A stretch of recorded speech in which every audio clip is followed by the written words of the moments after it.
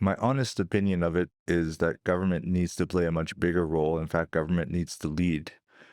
But the problem is we are in a democratic system where the people who are leading government, from the day they get elected, the next day they're starting their reelection campaign. So until cybersecurity becomes an issue that people win and lose elections over, we're not going to be taken seriously to the level that people in the industry know we need to be taken. Hmm. Like we should have, for example, like a proper cyber czar. We should have someone who, and I've said this before publicly, like an individual who is working for our government, who's authorized by our government at the EX level, and maybe they come from industry, maybe they come from career civil service, but there has to be someone there who is the head of a agency that has direct oversight over cybersecurity standards and operations throughout the country. And that includes an entire digital supply chain, right?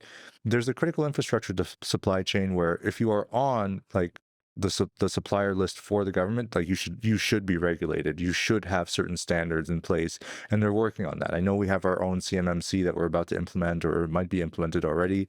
I know there was the Can CyberSecure program that they've also brought in place for a lot of smaller businesses. And that needs a little bit more support and robust maturity, but at least it's there. There's an effort there. But I still see that, cybersecurity at the whole of economy level across our entire national digital supply chain, it's not there. We don't have a unified approach. We don't have someone who is providing the direct leadership and with the designated authority from our elected officials with understanding of what the problem statements are. We don't have that in place. And I think that lack of leadership is just going to make it impossible to regulate against properly and to protect.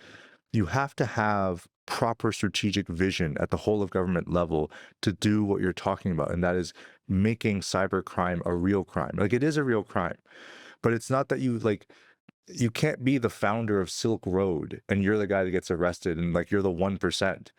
We have to talk about the Hmm. other 99% of people doing illegal things